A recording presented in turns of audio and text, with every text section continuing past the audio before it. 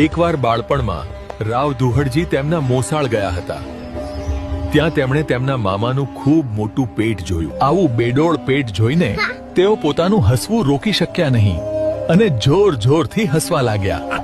આ જોઈને તેમના મામાને ગુસ્સો આવ્યો અને તેમણે રાવ દુહડજીને મહેણું મારતા કહ્યું, સાંભળ ભાણિયા, તું મારું મોટું પેટ જોઈને હસી રહ્યો છે, પરંતુ આખી દુનિયા તારા પરિવારને કુળદેવી વિનાનો જોઈને હસે છે.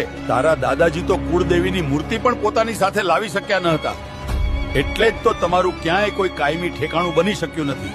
મામાના આ કડવા વેણ રાવ દુહડજીના હૃદયમાં સોંસરવા ઉતરી ગયા. તેમણે એ જ વખતે મનોમન નિશ્ચય કર્યો કે હું મારી કુળદેવીની મૂર્તિ અવશ્ય લાવીશ. આ નિશ્ચય સાથે તેઓ પોતાના પિતા રાવ આસ્થાનજી પાસે ખેડ પાછા ફર્યા. પરંતુ બાળક દુહડજીને એ ખબર ન હતી કે તેમની કુળદેવી કોણ છે, તેમની મૂર્તિ ક્યાં છે અને તેને કેવી રીતે લાવી શકાય. આખરે તેમણે વિચાર્યું કે શા માટે તપસ્યા કરીને દેવીને પ્રસન્ન ન કરું. તેઓ